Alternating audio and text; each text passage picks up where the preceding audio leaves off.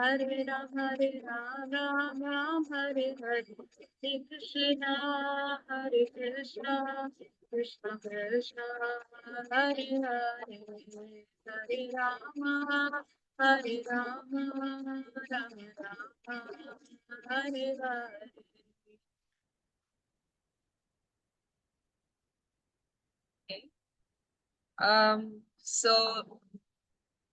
For the first speaker, we humbly invite Deennath Vittal Prabhu to share with us the glories of Gita Mahatmya.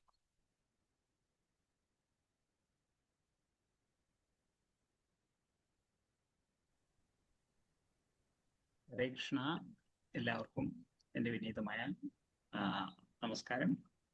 ഓം അജ്ഞാന തിമിരാന്ധസ്യ ജ്ഞാനാഞ്ജന ശലാകയാ ചക്ഷുരുന്മീലിതം മേന തസ്മൈ ശ്രീ ഗുരുവേ നമഃ. തിങ്കളാഴ്ച നമ്മൾ ഗീതാമഹാത്മ്യത്തിലെ ആദ്യത്തെ 2 ശ്ലോകങ്ങളെ പറ്റി കേട്ടു, ചർച്ച ചെയ്തു. ഇന്ന് അടുത്ത 2 ശ്ലോകങ്ങളെ കൂടി നമുക്ക് നോക്കാം. മൂന്നാമത്തെ ശ്ലോകമാണ് മലനിർമോചനം പുംസാം ജലസ്നാനം ദിനേ ദിനേ സകൃത് ഗീതാമൃതസ്നാനം സംസാരമലനാശനം. പുംസാം ദിനേ ദിനേ ജലസ്നാനം മലനിർമോചനം ഭവതി. മനുഷ്യരുടെ ദിവസം തോറുമുള്ള വെള്ളത്തിലുള്ള കുളിയാൽ എന്ത് സംഭവിക്കുന്നു? ശരീരത്തിലെ അഴുക്കെല്ലാം പോകും. അതേസമയം ഗീതാമൃത സ്നാനം, ഗീതയാകുന്ന അമൃതത്തിൽ ചെയ്യുന്ന സ്നാനം. എങ്ങനെ ചെയ്യുന്ന സ്നാനം? സകൃത്, ഒരൊറ്റ തവണ, ഒരേ ഒരു തവണ ചെയ്യുന്ന സ്നാനം. അത് എന്ത് മാറ്റുന്നു? അത് എന്താ ചെയ്യുന്ന? സംസാരമലനാശനം. ഈ സംസാരത്തിൽ നിന്ന് നമ്മൾ ജീവിക്കുമ്പോൾ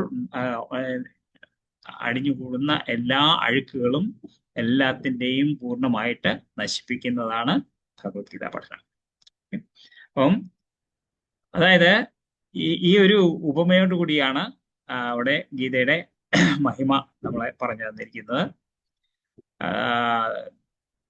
ശരീരത്തിലെ അഴുക്ക് പുറത്തുള്ളതാണ്, പക്ഷെ ഉള്ളിലുള്ള അഴുക്ക് അത് നമുക്ക് വെള്ളത്തിൽ കുളിച്ചുകൊണ്ട് പോകുന്നില്ല. അത് മാറ്റാനായിട്ട് എന്ത് ചെയ്യണം? നമ്മുടെ ഉള്ളിലുള്ള എന്തൊക്കെയാണ് അഴുക്ക്? കാമം, ക്രോധം, ലോഭം, അഹങ്കാരം, അജ്ഞാനം, ഇതെല്ലാം തന്നെയാണ് നമ്മുടെ മനസ്സിന് ഉള്ളിലുള്ള അഴുക്കുകൾ. അപ്പം ഗീതയിലുള്ള സ്നാനം അഥവാ ഗീതയിലുള്ള സിൻസിയർ ആയിട്ടുള്ള പഠനം, അത് വായിക്കുന്നത്, അത് കേൾക്കുന്നത്, ജീവിതത്തിൽ പകർത്താനായിട്ട് ശ്രമിക്കുന്നത്, ഇതെല്ലാം തന്നെ ഇതാണ് ഗീതയുടെ സ്നാനം എന്ന് പറയുന്നത്. അത് നമ്മുടെ ആന്തരികമായിട്ടുള്ള സ്ഥിരമായിട്ടുള്ള ശുദ്ധി പ്രദാനം ചെയ്യുന്നു. സകൃത്, ഒരിക്കലാണെങ്കിൽ പോലും സത്യസന്ധമായി ഗീത കേൾക്കുകയോ മനസ്സിലാക്കുകയോ ചെയ്താൽ അത് നമ്മുടെ മനുഷ്യ ജീവിതത്തിൽ വലിയ മാറ്റം വരുത്തുന്നു. ശ്രീ പ്രഭുപാദർ പറയുന്നത് എന്താണ്? മനുഷ്യന്റെ യഥാർത്ഥ പ്രശ്നം എന്ന് വെച്ച് കഴിഞ്ഞാല് അജ്ഞാനമാകുന്നു. ഞാൻ ഈ ശരീരമാകുന്നു എന്നുള്ളതാണ് അജ്ഞാനത്തിന്റെ ഏറ്റവും തുടക്കം എന്ന് പറയുന്നത്. അത് വളരെ വലിയ തെറ്റിദ്ധാരണയാണ്. അപ്പം ഭഗവത്ഗീത ഈ അജ്ഞാനത്തെ നീക്കം ചെയ്യുന്നു. ഓക്കെ, അതുകൊണ്ട് ഇതിന്റെ പഠനത്തിൽ, ഗീതയുടെ പഠനത്തിൽ ഹൃദയത്തിന്റെ ശുദ്ധീകരണം, ചേതോദർപ്പണമാർജനം നടക്കുന്നു. ഇത് തന്നെ സംസാരമല നാശനം, ജന്മമരണ ചക്രം അത് നശിപ്പിക്കുന്നു. അപ്പം അങ്ങനെ നമുക്ക് വെള്ളം കൊണ്ട് ശരീരം ശുദ്ധമാക്കാമെങ്കിൽ ആത്മാവും മനസ്സും ശുദ്ധമാക്കാനായിട്ട് നമ്മൾ ആരെ ആശ്രയിക്കണം? ഭഗവത്ഗീതയെ തന്നെ ആശ്രയിക്കണം. ഇതാണ് ഈ ശ്ലോകത്തിന്റെ അർത്ഥം. ഇനി 4ാമത്തെ ശ്ലോകം, ഗീതാ സുഗീതാ കർത്തവ്യ ഹിമന്യൈ ശാസ്ത്രവിസ്തരൈഹി യാ സ്വയം പത്മനാഭസ്യ മുഖപത്മാത് വിനിസൃത. ഓക്കെ, അപ്പം ഇവിടെ ഗീതാ സുഗീത, നന്നായി പഠിക്കപ്പെട്ട ഗീത, അതാണ് ചെയ്യേണ്ട കാര്യം, കർത്തവ്യ. കിമന്യേ ശാസ്ത്ര വിസ്തരൈഹി, ബാക്കിയുള്ള ധാരാളം ശാസ്ത്രങ്ങൾ പഠിക്കുന്നതിന്റെ ആവശ്യം എന്താണ്? അതിന്റെ ആവശ്യമേ ഇല്ല. എല്ലാവിധത്തിലുള്ള വൈദിക സാഹിത്യങ്ങളുടെ എല്ലാം തന്നെ സാരമാണ് ഭഗവത്ഗീത. സർവോപനിഷത്തോ എന്താണ് ഓരോ അധ്യായം കഴിഞ്ഞിട്ട് നമ്മൾ ചൊല്ലുന്നതുണ്ട്. ഇത് ശ്രീമദ് ഭഗവത്ഗീതാസുപനിഷത്സു ബ്രഹ്മവിദ്യായാം യോഗശാസ്ത്രേ ശ്രീകൃഷ്ണാർജുന സംവാദേ, അല്ലെ? അപ്പം ഇത് യോഗശാസ്ത്രമാണെന്ന് പറഞ്ഞിട്ടുണ്ട്, ഉപനിഷത്താണെന്ന് പറഞ്ഞിട്ടുണ്ട്. ഉപനിഷത്ത് കഴിഞ്ഞാൽ വേദങ്ങളുടെ ജ്ഞാനകാണ്ഡം. അപ്പം എല്ലാ ഉപനിഷത്തുകളുടെയും സാരസർവസ്വമാണ് ഭഗവത്ഗീത. അതുകൊണ്ട് അത് ശ്രദ്ധയോടെ കൃത്യനിഷ്ഠയോടുകൂടി കേട്ട് കഴിഞ്ഞാൽ, നമ്മൾ വായിച്ചു കഴിഞ്ഞാൽ പിന്നെ വേറെ യാതൊരു ശാസ്ത്ര ഗ്രന്ഥങ്ങളുടെയും ആവശ്യം തന്നെ വരുന്നില്ല. നമുക്കെല്ലാം തന്നെ എല്ലാ ശാസ്ത്രങ്ങളും വേദങ്ങളും ഉപനിഷത്തുകളും എല്ലാം തന്നെ പഠിക്കാനായിട്ട് ഈ മനുഷ്യജന്മം ശ്രമിച്ചു കഴിഞ്ഞാൽ നമുക്ക് 100 കൊല്ലം മതിയാവില്ല. അതുകൊണ്ട് നമുക്ക് എളുപ്പത്തിൽ സാധ്യമായിട്ട് ചെയ്യാവുന്ന എന്താണ്? അതിന്റെ സാരസർവസ്വമായിട്ടുള്ള ഭഗവത്ഗീതയുടെ അധ്യയനം ചെയ്യുക എന്നുള്ളതാണ്. അത് ഒരൊറ്റ ഗ്രന്ഥം ഭഗവത്ഗീത മാത്രം മതിയാകും. എല്ലാ വേദസാഹിത്യങ്ങളുടെയും സാരസർവസ്വമായിട്ടുള്ളത് അതിൽ നിന്ന് നമുക്ക് മനസ്സിലാക്കാനായിട്ട് സാധിക്കും. മാത്രമല്ല സ്വയം പത്മനാഭസ്യ മുഖപത്മാത് വിനിസൃത. അവിടെ നേരത്തെ ഗംഗാദേവി പറഞ്ഞു, ഗംഗാ സ്നാനത്തെ കുറിച്ച് പറഞ്ഞു. ഗംഗാ നദി എന്ന് പറയുന്നത് ഭഗവാന്റെ കാലിൽ നിന്ന് ഉത്ഭവിക്കുന്നതാണ്. ഭഗവാന്റെ കാല് കഴുകിയ ജലമാണ് ഗംഗാജലമായിട്ട് വന്നത്. വാമനാവതാരത്തിനെ കുറിച്ച് നിങ്ങൾ നേരത്തെ ഉള്ള സ്പീക്കേഴ്സ് ഇതിനെപ്പറ്റി പറഞ്ഞിട്ടുണ്ട്. ഇവിടെ ഭഗവാൻ കൃഷ്ണൻ അർജുനന് പറഞ്ഞു കൊടുത്തതാണ് ഭഗവത്ഗീത കുരുക്ഷേത്ര യുദ്ധത്തിന്റെ സമയത്ത്. അപ്പം ഇത് ഭഗവാന്റെ മുഖത്ത് നിന്ന് ഉത്ഭവിച്ചതാണ്. ഗംഗാനദിക്ക് നമ്മുടെ പാപങ്ങളെല്ലാം നശിപ്പിക്കാൻ സാധിക്കുമെങ്കിൽ ഭഗവാന്റെ മുഖത്ത് നിന്ന് ഉത്ഭവിച്ച ഭഗവത്ഗീതയ്ക്ക് എത്രമാത്രം കഴിവുണ്ടായിരിക്കും എന്നാണ് ചോദിച്ചിരിക്കുന്നത്. അപ്പോ ഗീത ശരിയായിട്ട് പഠിക്കണം. അനവധി ശാസ്ത്രങ്ങൾ പഠിക്കേണ്ട കാര്യമില്ല. കാര്യം അത് ഭഗവാന്റെ നേരിട്ടുള്ള ഉപദേശമാണ്. ഒരു സാധാരണ മനുഷ്യന്റെ അഭിപ്രായമല്ല. മാത്രമല്ല തത്വജ്ഞാനത്തിന്റെ അന്തിമ നിഗമനം, അൾട്ടിമേറ്റ് കൺക്ലൂഷൻ ആണ് ശ്രീമദ് ഭഗവത്ഗീത. നമ്മള് സുഗീത എന്ന് പറഞ്ഞിരിക്കുന്നതിൽ നിന്ന് എന്താണ് മനസ്സിലാക്കേണ്ടത്? അത് വെറും വായിക്കലല്ല, ശരിയായിട്ട് മനസ്സിലാക്കണം. മാത്രമല്ല അത് ശരിയായി മനസ്സിലാക്കിയത് എങ്ങനെ അറിയാം? നമ്മളെ ജീവിതത്തിൽ പ്രയോഗിച്ച് നമ്മുടെ ജീവിതം മാറ്റുമ്പോഴത്തേക്കും. പിന്നെ വേറൊരു പ്രധാനപ്പെട്ട ഒരു കാര്യം എന്താണെന്ന് വെച്ച് കഴിഞ്ഞാൽ, ഭഗവത്ഗീത വ്യാഖ്യാനങ്ങൾ ധാരാളമുണ്ട്. ഓരോരുത്തരും അവരവരുടെ സ്വന്തം താല്പര്യങ്ങൾ സ്ഥാപിക്കാനായിട്ട് ഭഗവത്ഗീത വ്യാഖ്യാനങ്ങൾ എഴുതിയിട്ടുണ്ട്. അതുകൊണ്ട് അങ്ങനെയുള്ള ഗ്രന്ഥങ്ങളല്ല വായിക്കേണ്ടത്. നമ്മൾ ഭഗവാൻ എന്തു പറഞ്ഞു എന്നുള്ളത് അതേപോലെ മനസ്സിലാക്കണം. അത് ഭഗവാനിൽ നിന്ന് ആരംഭിക്കുന്ന ഗുരുശിഷ്യ പരമ്പരയിൽ വരുന്ന വ്യാഖ്യാനങ്ങൾ നമ്മൾ വായിച്ചു കഴിഞ്ഞാൽ അത് നമുക്ക് പ്രയോജനകരമായിരിക്കും. അല്ലെന്നുണ്ടെങ്കിൽ ആ ഓതറുടെ സ്വന്തം അഭിപ്രായം മാത്രമേ ഉണ്ടാവുന്നുള്ളൂ, കൃഷ്ണന്റെ അഭിപ്രായമല്ല. അപ്പോ ഇത് ഗീത എന്ന് പറയുന്നത് ഭഗവാന്റെ നേരിട്ടുള്ള വാക്കുകളാണ്. അതിനെ മാറ്റിക്കൊണ്ട് വ്യാഖ്യാനം ചെയ്യരുത്. ഭഗവത്ഗീത മനസ്സിലാക്കി കഴിഞ്ഞാൽ വേദങ്ങൾ, ഉപനിഷത്തുകൾ, തത്വശാസ്ത്രം എല്ലാം തന്നെ മനസ്സിലാകും. ഇതാണ് പ്രഭുപാദര് നമുക്ക് പറഞ്ഞിരിക്കുന്നത്. ഓക്കെ, അപ്പം ഇവിടെ നമുക്ക് നിർത്താം. ഈ 2 ശ്ലോകങ്ങളുടെ ഭഗവത്ഗീത വളരെ സീരിയസ് ആയിട്ട് തന്നെ എല്ലാവരും പഠിക്കുക, അത് ജീവിതത്തിൽ പകർത്താനായിട്ട് ശ്രമിക്കുക. ഇതാണ് ഈ 2 ശ്ലോകങ്ങളുടെ താല്പര്യം. ഹരേ Krishna. Thank you so much, Prabhu, for the very beautiful explanation of glories of learning Gita. And so we are very fortunate to have Vidya Swarupini Mataji, she's going to take the next session on Harinama. Hare Krishna, Mataji. Hare Krishna. Mataji, I'm not switching on the video. There is no electricity here. Okay, no worries. Yeah. Hare Krishna dear devotees. അപ്പോൾ ഇന്ന് നമ്മൾ ചർച്ച ചെയ്യാൻ പോകുന്നത് ഹരിനാമത്തിന്റെ മഹാത്മ്യം. അപ്പൊ ഹരിനാമത്തിന്റെ മഹാത്മ്യം നമ്മൾ എല്ലാവരും ഒരുപാട് ഡിവോട്ടീസ് പറഞ്ഞ് നമ്മൾക്ക് അതിന്റെ അർത്ഥവും അതിന്റെ ഇമ്പോർട്ടൻസും നമുക്ക് മനസ്സിലായിട്ടുണ്ട്.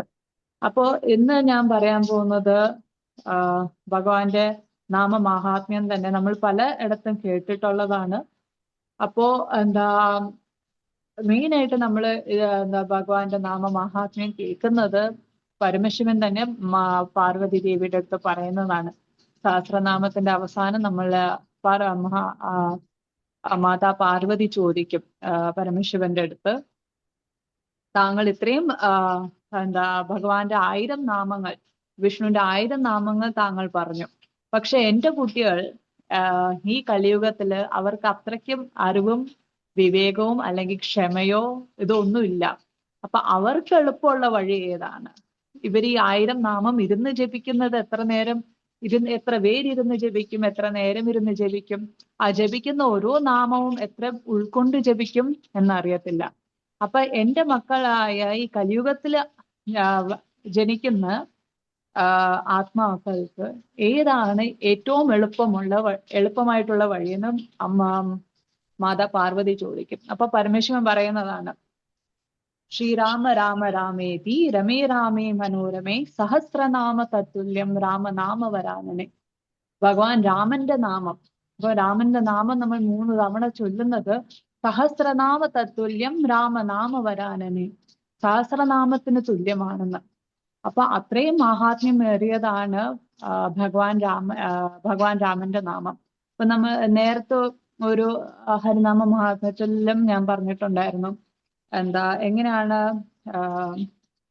ഗണപതി ദേവന്മാരിൽ വെച്ചിട്ട് ആദ്യമായിട്ട് ഉപാസിക്കപ്പെടുന്ന ദേവനായിട്ട് മാറിയതെന്ന്. അതും ഹരിനാമത്തിന്റെ മഹാത്മ്യം കാരണമാണ് അദ്ദേഹത്തിന് ആ ഒരു സ്ഥാനം ലഭിച്ചത്, രാമനാമത്തിന്റെ മഹാത്മ്യം കാരണം. അപ്പോ ഈ ഹരിനാമം നമ്മൾ ജപിക്കുമ്പോ ഭഗവാന്റെ ഓരോ നാമത്തിന്, ഇപ്പൊ പരമേശ്വരൻ പറയുന്ന പോലെ 1000 വിഷ്ണുവിന്റെ നാമങ്ങൾക്ക് തുല്യമാണ് ഒരു രാമനാമം. അപ്പൊ ഈ രാമനാമത്തിന് ഇത്രത്തോളം ശക്തി ഉണ്ടെങ്കിൽ നമ്മൾ എല്ലാവരും നാമനാമം ജപിക്കുന്നുണ്ട്. അപ്പൊ ഈ നമ്മൾ ഒരിക്കൽ രാമ എന്ന് പറയുമ്പോഴത്തേക്ക് നമ്മൾക്ക് അതിന്റെ എഫക്റ്റ് എന്തുകൊണ്ട് കാണാൻ പറ്റുന്നില്ല, അല്ലെങ്കിൽ എത്ര പേര് കാണുന്നുണ്ട് ആ നാമത്തിന്റെ എഫക്റ്റ് എന്ന് അത് നമ്മൾ ജപിക്കുന്നതിന്റെ പ്യൂരിറ്റി അനുസരിച്ചിരിക്കും. നമ്മൾ എത്രത്തോളം മനസ്സ് ഉരുകി ജപിക്കുന്നു അതിനനുസരിച്ചായിരിക്കും ഭഗവാൻ റെസിപ്രോക്കേറ്റ് ചെയ്യുന്നത്. ഇപ്പൊ നമുക്ക് അജാമിളന്റെ കഥ അറിയാം. അപ്പൊ അജാമിളന് ജീവിതത്തിലെ ഒരുപാട് പാപങ്ങൾ ചെയ്തിട്ടുള്ള വ്യക്തിയാണ് അജാമിളൻ. എന്നിട്ടും അവസാന സമയത്ത് അദ്ദേഹം നാരായണ എന്ന ഭഗവാന്റെ നാമം വിളിച്ചു. പക്ഷെ ഈ വിളിച്ചത് ഭഗവാനെയാണോ? അല്ല, അദ്ദേഹത്തിന്റെ പുത്രനായിട്ടുള്ള ആ പുത്രന്റെ പേര് നാരായണനായിരുന്നു പുത്രന്റെ പേര്. അപ്പൊ ആ പുത്രനെ വിളിച്ചതാണ് നാരായണ ഇവിടെ വാന്ന് പറഞ്ഞിട്ട്. കാരണം ഒരു കൊച്ചായിരുന്നു, ചെറിയൊരു കൊച്ചായിരുന്നു. അപ്പൊ നമുക്ക് സാധാരണ ചെറിയ കുട്ടികളുടെ അടുത്തുള്ള ആ ഒരു അറ്റാച്ച്മെന്റ് ഉണ്ടാവും. അപ്പൊ ആ ഒരു അറ്റാച്ച്മെന്റിന്റെ കൂടെ അദ്ദേഹത്തിന്റെ പുത്രനെ നാരായണ എന്ന് വിളിച്ചു. ഭഗവാനെ ഓർത്തിട്ടല്ല വിളിച്ചത്.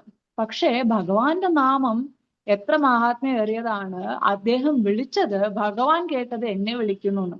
പക്ഷെ ഇവിടെ മെയിൻ ആയിട്ട് നമ്മൾ നോക്കുന്നത് വെറുതെ അദ്ദേഹം നാരായണ എന്ന് വിളിച്ചത് മാത്രമല്ല, അദ്ദേഹം മനസ്സിൽ നിന്നാണ് വിളിച്ചത് പുത്രനെ ആണെങ്കിൽ ആ പുത്രനെ മനസ്സിൽ നിന്നാണ് അദ്ദേഹം വിളിച്ചത്. നമ്മൾ എങ്ങനെയാണ് കുട്ടികളെ നമ്മുടെ കുട്ടികളെ നമ്മൾ വിളിക്കുന്നത്? ആ മനസ്സിൽ നിന്ന് ആ സ്നേഹത്തോടു കൂടി, അല്ലെങ്കിൽ ആ ഒരു ഇപ്പൊ ഞാൻ മരിച്ചു പോകുമ്പോഴത്തേക്ക് ഞാൻ എൻ്റെ കുട്ടി അവൻ എന്ത് സംഭവിക്കും, ഇനി എനിക്ക് അവനെ കാണാൻ പറ്റില്ലല്ലോ, അങ്ങനെ ഉൾമനസ്സിൽ നിന്ന് അദ്ദേഹം വിളിച്ചതാണ് പുത്രനെ.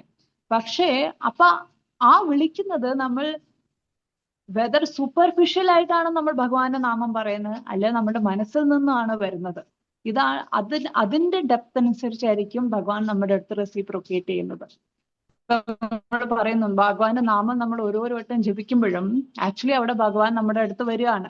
പക്ഷെ നമ്മളിങ്ങനെ ഒരു ഗസ്റ്റ് നമ്മൾ വീട്ടിലേക്ക് ഇൻവൈറ്റ് ചെയ്ത് കഴിഞ്ഞിട്ട് നമ്മൾ അദ്ദേഹത്തിനെ നോക്കുന്നില്ല, നമ്മൾ നമ്മുടെ പണി ചെയ്തുകൊണ്ട് കറങ്ങി നടക്കുകയാണ്. നമ്മൾ ആ വന്ന വ്യക്തിക്ക് നമ്മൾ ഒരു റെസ്പെക്ട് കൊടുക്കുന്നില്ല, ഒന്നും ചെയ്യുന്നില്ലെങ്കിൽ ദാറ്റ് ഈസ് വെരി ബാഡ്. അപ്പൊ അതുപോലെയാണ് ഭഗവാനെ നമ്മൾ വിളിക്കുമ്പോഴത്തേക്കും ഭഗവാൻ നമ്മുടെ നാവിൽ വന്നു. പക്ഷേ നമ്മളുടെ മനസ്സ് മൊത്തം ആ നാമത്തിലല്ല. ഇൻസ്റ്റഡ് നമ്മൾ വേറെ പല ചിന്തകളാണെങ്കിൽ നമ്മൾ ആ ഭഗവാനെ നമ്മൾ അവിടെ റെസ്പെക്ട് ചെയ്യുന്നില്ല. അപ്പൊ അതുകൊണ്ടാണ് നമ്മൾ സൂപ്പർഫിഷ്യൽ നാവിൽ അല്ല നാമം നിൽക്കേണ്ടത്, മനസ്സിൽ നിന്നാണ് ആ നാമം വരേണ്ടത്. അപ്പൊ അതിന്റെ ഫസ്റ്റ് സ്റ്റെപ്പ് നമ്മൾ ഹരിനാമം ജപിക്കുമ്പോൾ ശ്രവണം, നല്ല ശ്രദ്ധയോടുകൂടി നമ്മൾ ജപിക്കണം. നമുക്ക് ചിലപ്പോ മനസ്സിൽ നിന്ന് ഇത് വരുന്നത് ചിലപ്പോ ആദ്യമൊക്കെ നമുക്ക് പറ്റില്ലായിരിക്കും. പക്ഷേ ആ ഭഗവാന്റെ നാമം നമ്മൾ ജപിക്കുന്നത് അറ്റ്ലീസ്റ്റ് ഫസ്റ്റ് സ്റ്റെപ്പ് എന്ന് പറഞ്ഞാൽ നമ്മൾ ആദ്യം ശ്രവിക്കണം. അറ്റ്ലീസ്റ്റ് അറ്റൻഷൻ എങ്കിലും കൊടുക്കണം. നമുക്ക് മനസ്സിൽ നിന്ന് ആ സ്നേഹമോ അല്ലെങ്കിൽ ആ ഭാവമോ വന്നില്ലെങ്കിലും അറ്റ്ലീസ്റ്റ് നമ്മൾ ജപിക്കുന്ന ആ നാമത്തിന് അറ്റൻഷൻ, അതായത് ഞാൻ ഈ ഒരു നാമം കേട്ടു എന്ന് ഉറപ്പായിരിക്കണം. ഹരേ എന്ന് പറഞ്ഞ ആ ഹരേ ഞാൻ കേട്ടു, കൃഷ്ണ എന്ന് പറഞ്ഞ ആ കൃഷ്ണ ഞാൻ കേട്ടു.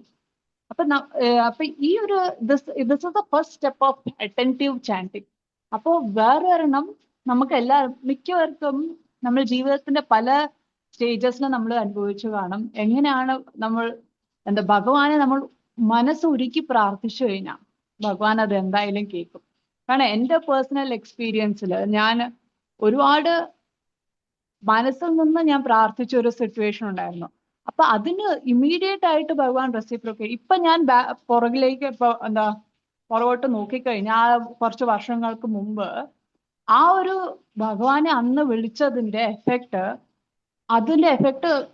എൻ്റെ life has turned 180 degrees, like complete വേറൊരു ഡയറക്ഷനിൽ എൻ്റെ ലൈഫ് പോയി. അപ്പൊ അതിപ്പൊ നമുക്ക് നോക്കുമ്പോഴേ അത് മനസ്സിലാവുന്നുള്ളൂ. ആ സമയം ഞാൻ എന്ത് ചെയ്തു എന്ന് എനിക്ക് തന്നെ അറിയത്തില്ല. പക്ഷെ അന്ന് ഭഗവാനെ അന്ന് വിളിച്ചത് അത്രയും മനസ്സുരുക്കി നമ്മള് ഭഗവാനെ വിളിച്ചിട്ടുണ്ടെങ്കിൽ ഭഗവാൻ ഇമ്മീഡിയറ്റ് ആയിട്ട് റെസിപ്രോക്കേറ്റ് ചെയ്യും. ഇമ്മീഡിയറ്റ് എന്ന് പറഞ്ഞാൽ ചിലപ്പോൾ അന്ന് തന്നെ, ചിലപ്പോൾ 1-2 ദിവസത്തില്. അപ്പൊ അത് എത്രത്തോളം നമ്മൾ ഡെപ്തിൽ നമ്മൾ ഭഗവാനെ വിളിക്കുന്നു. പക്ഷെ ഡെഫിനറ്റ്ലി ഇമ്മീഡിയറ്റ് റെസ്പോൺസ് ആയിരിക്കും ഭഗവാന്റെ. പക്ഷെ അതുകൊണ്ടാണ് നമ്മൾ ജപിക്കുന്ന ഓരോരോ നാമം എത്രത്തോളം നമ്മൾ മനസ്സുരുക്കി ജപിക്കുന്നു അതനുസരിച്ച്. ഹലോ, അപ്പോ ദാറ്റ് ഈസ് മോർ ഇമ്പോർട്ടൻറ്റ്. അതുകൊണ്ടാണ് നമ്മളിപ്പോ ഹരിനാമത്തിന്റെ മഹാത്മ്യം കേൾക്കുമ്പോൾ നമ്മൾ അവർ പറയും ഭഗവാന്റെ ഒരു നാമത്തിന് പല ജന്മങ്ങളുടെ പാപം എടുത്തു മാറ്റാനുള്ള ഉണ്ട്. പക്ഷെ അത് എത്രത്തോളം അത് മനസ്സിലാക്കി, അല്ലെങ്കിൽ എത്രത്തോളം നമ്മൾ അത് മനസ്സിൽ നിന്ന് ഭഗവാന്റെ നാമം ജപിക്കുന്നു അതനുസരിച്ചിരിക്കും. So the reciprocation of Harinam is based on our intention and our attachment to the holy name. ഇപ്പൊ ഞാൻ ജപിക്കും തോറും ഒരു വ്യക്തിയുടെ അടുത്ത് എനിക്കൊരു ദേഷ്യമുണ്ട്. ആ ദേഷ്യം വെച്ചോണ്ട് അത് ഓർത്തോണ്ടാണ് ഞാൻ ഇവിടെ ഹരേ കൃഷ്ണ എന്ന് ജപിക്കുന്നതെങ്കിൽ ആ ദേഷ്യത്തിലേക്കാണ് ഞാൻ ഹരിനാമം ഒഴിച്ചു കൊടുക്കുന്നത്. അപ്പൊ അതേ വളരത്തുള്ളൂ. അപ്പൊ അവർ intention is very very important. അപ്പൊ ഫസ്റ്റ് സ്റ്റെപ്പ് എന്ന് പറയുന്നത് ഇതൊക്കെ മാറ്റി വെച്ചിട്ട് ഞാൻ ജപിക്കുന്നത് let me hear it. So that is when the power of Harinam will work on us. ആ ഭഗവാന്റെ നാമത്തിന് അത്രത്തോളം മഹാത്മ്യമാണ്. പക്ഷെ ആ മഹാത്മ്യം വേണമെങ്കിൽ നമ്മുടെ മനസ്സ് കൂടുതലായിട്ട് പ്യൂരിഫൈ ആവണം. So more we chant with our heart, hearing the holy names, that is when the glory of Harinam നമുക്ക് ശരിക്കും അത് നമ്മുടെ ജീവിതത്തിൽ വിറ്റ്നസ് ചെയ്യാൻ പറ്റും. So today I just told about how we have to chant the Harinam. ഹരിനാമത്തിന്റെ മഹാത്മ്യം നമ്മൾ ഒരുപാട് കേട്ടു. പക്ഷെ അതിൽ മെയിൻ ആയിട്ട് വേണ്ടത് നമ്മൾ എങ്ങനെയാണ് ഹരിനാമത്തിനെ അപ്രോച്ച് ചെയ്യുന്നത്. അതനുസരിച്ച് ഭഗവാൻ നമുക്ക് അതിന്റെ റിസൾട്ട് അല്ലെങ്കിൽ അതിനെ റെസിപ്രോക്കേറ്റ് ചെയ്യും. ഹരേ കൃഷ്ണ ദേവി. Thank you so much, Mataji, for sharing such a nice, like you shared your personal example. It was very nice and inspiring. I'm sure everyone's inspired to chant more sincerely now. So, yes. So, let me introduce the main speaker for today. We have Arshoja Mataji, who's also known as Sarvajaya Susevni Devi Dasi. By profession, she's a teacher, and she's currently staying in Udayamperur in Ernakulam with her husband and her daughter. Her journey with ISKCON, it began in 2016 when she was working in the Sultanate of Oman under the guidance of her Shiksha Guru. And in 2024, she was blessed to receive initiation from His Holiness Jai Pratap Swami Maharaj. Now, currently, Mataji, she's very actively assisting in the children's program. She's a faculty at our Gopal School of Value Education, and she's assisting with the preaching programs also at ISKCON Kochi. And so we are very fortunate to have such an exalted devotee like Mataji to give us this session. So welcome, Mataji. Please, you can take over now. Hare Krishna. Hare Hare Krishna. Krishna, Mataji. Welcome. എല്ലാവർക്കും സ്വാഗതം. ഈ online ക്ലാസ്സിൽ ഗീത ക്ലാസ്സിലേക്ക് എല്ലാവർക്കും സ്വാഗതം. എല്ലാവരും നാമമാഹാത്മ്യവും ഗീതാ മഹാത്മ്യം ഒക്കെ കേട്ട് ഇങ്ങനെ അതിൽ ലയിച്ചിരിക്കാവും അല്ലെ. അപ്പോ ഗീതയുടെ ഇമ്പോർട്ടൻസും എല്ലാം മനസ്സിലാക്കി. ഇപ്പൊ നമ്മള് ഗീതാ ക്ലാസ്സിലേക്ക് കടക്കുകയാണെങ്കിൽ നമ്മള് ഇതുവരെ നിങ്ങള് 17-ാമത്തെ അധ്യായത്തിലെത്തി. ഏകദേശം ഗീത അവസാനിക്കാറായി. ഒരുപാട് കാര്യങ്ങൾ നമ്മൾ മനസ്സിലാക്കി കാണും. യുദ്ധകളത്തിലെ അർജുനൻ ഭഗവാന്റെ ശിഷ്യത്വം സ്വീകരിച്ച് ഒരുപാട് സംശയങ്ങൾ ചോദിച്ചറിയാണ്. ഭഗവാൻ ഓരോന്നിനും ഓരോ സംശയങ്ങളും തീർത്തു കൊടുക്കും തോറും അർജുനന്റെ സംശയങ്ങൾ വീണ്ടും വീണ്ടും അത് നമുക്ക് അത്രയും ഉപകാരപ്രദമായിട്ട് വരികയാണ്. അപ്പോൾ ഇതുവരെ നമ്മൾ 17-ാമത്തെ അധ്യായം, ഇപ്പോ 17-ാമത്തെ അധ്യായം പേര് ശ്രദ്ധാവിഭാഗങ്ങൾ, അത് അഥവാ ശ്രദ്ധത്രയ വിഭാഗ യോഗം എന്നാണ് ഈ അധ്യായത്തിന്റെ പേര്. അപ്പം 16-ാം അധ്യായത്തില് നമ്മള് പഠിച്ചു എന്താണ് അസുര ഗുണമുള്ളവരെ കുറിച്ചും അല്ലെങ്കിൽ ദൈവഗുണമുള്ളവരെ കുറിച്ചൊക്കെ പഠിച്ചു കഴിഞ്ഞു. അപ്പോൾ വീണ്ടും ഇതെല്ലാം മനസ്സിലാക്കി കഴിഞ്ഞിട്ടും അർജുനന്റെ സംശയം മാറണില്ല. അപ്പോൾ 17-ാമത്തെ അധ്യായം എത്തിയപ്പോഴ് അർജുനൻ വീണ്ടും ഭഗവാനോട് ചോദിക്കുകയാണ്. അതായത് നമുക്കറിയാം, നമ്മുടെ ഇതെല്ലാം ഗീത എന്ന് പറയുന്നത് നമ്മുടെ ലൈഫ് മാനുവൽ ആണല്ലേ. നമ്മുടെ ചുറ്റും നടക്കുന്ന, നമ്മുടെ ജീവിതത്തിൽ കാണുന്ന ആ യാഥാർത്ഥ്യങ്ങളൊക്കെ ആണ് നമ്മളിപ്പോ നിങ്ങൾക്ക് അതൊക്കെ മനസ്സിലായി കാണും. ഒരുപാട് കാര്യങ്ങളിലൂടെ നിങ്ങൾ കടന്നു പോകുന്നു. അപ്പോ മനുഷ്യന്റെ സ്വഭാവത്തെയും പ്രവൃത്തിയെയും സത്വരജ തമോ ഗുണങ്ങളുടെ അടിസ്ഥാനത്തിൽ വിശകലനം ചെയ്യുന്ന ഒരു അധ്യായമാണ് ഈ 17-ാമത്തെ അധ്യായം. അർജുനൻ ചോദിക്കുകയാണ് ഭഗവാനോട്, എന്ത് ഈ ശാസ്ത്രവിധികളും അല്ലെങ്കിൽ അധ്യായം ഒന്നും ഇല്ലാതെ അല്ലെങ്കിൽ അതൊന്നും അനുഷ്ഠിക്കാതെ ഒരുപാട് ആളുകളുണ്ട് അല്ലേ നമുക്ക് ചുറ്റും. ഈ ശാസ്ത്രവിധികളൊന്നും പൂർണ്ണമായിട്ട് അറിയില്ലെങ്കിലും അതീവ ശ്രദ്ധയോടെ തന്നെ ശ്രദ്ധയോടെയും വിശ്വാസത്തോടെയും ഒക്കെ ഭഗവാനെ ആരാധിക്കുന്നവരും സ്നേഹിക്കുന്നവരും ഭക്തി കൊണ്ട് നടക്കുന്നവരുണ്ട്. ഇവരുടെയൊക്കെ അവസ്ഥ എന്താണ്?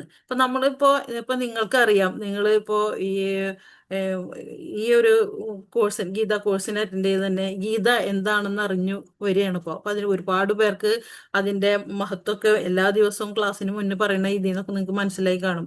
ഇതെന്താണ്, ഇത് പഠിക്കുന്നതിന്റെ ആവശ്യകത, ഗീതയെ അറിയേണ്ടത് എന്താണ്, ഇതൊക്കെ നിങ്ങൾ ശരിക്കും ഇതൊരു ചെറുതായിട്ട് ഇതിന്റെ ഒരു ഇത് ടേസ്റ്റ് ചെയ്യുന്നേ ഉള്ളൂ. ഓരോ ശ്ലോകവും അതിന്റെ അത്രയും ഡെപ്തിൽ മനസ്സിലാക്കി അങ്ങനെ പഠിച്ചു പോകേണ്ടതാണ്. ഓരോ തവണ അറിയും തോറും ഗീത അത്രയും ഡീപ്പായിട്ടുള്ളൊരു നോളജാണ് നമുക്കത് അത്. അപ്പൊ അത് പഠിക്കണമെങ്കിൽ അത്രയും ഒരു ഇൻട്രസ്റ്റ് നിങ്ങൾക്ക് വരണം. അതാണ് അതിന്റെ ഒരു ആരംഭമാണ് ഇപ്പൊ ഇത്. അപ്പോ ഈ ചാപ്റ്ററിന്റെ തുടക്കത്തില് അർജുനൻ ചോദിക്കുന്ന ചോദ്യം ഇതാണ്: എങ്ങനെയാണ് ഈ ശാസ്ത്രവിധികളൊന്നും അറിയാം, ഈ ശാസ്ത്ര ഗ്രന്ഥങ്ങളോ അല്ലെങ്കിൽ ഭഗവത്ഗീതയോ അല്ലെങ്കിൽ ഭാഗവതോ അല്ലെങ്കിൽ മറ്റു പുരാണ ഏത് തരത്തിലുള്ള ശാസ്ത്ര ഗ്രന്ഥമായാലും ശരി, അതിലുള്ള ആ ശാസ്ത്രവിധികളൊന്നും അറിയാതെ തന്നെ പലരും ഭക്തി കൊണ്ട് നടക്കുന്നുണ്ട്. അങ്ങനെയുള്ളവര് ഇതൊന്നും പഠിച്ചിട്ടില്ലെങ്കിലും ശരി, അവർക്ക് ഭക്തിയുണ്ട്. പക്ഷെ അവരുടെ കർമ്മങ്ങളൊക്കെ എന്ത് തരത്തിലായിരിക്കും, അത് എങ്ങനെയാണ് അത് അവരെ എഫക്ട് ചെയ്യുന്നത്, എന്താണ് അതിന്റെ ഫലം എന്ന് അർജുനൻ ഭഗവാനോട് ചോദിക്കും. അപ്പൊ ഭഗവാൻ ഭയങ്കര ഇൻട്രസ്റ്റ്.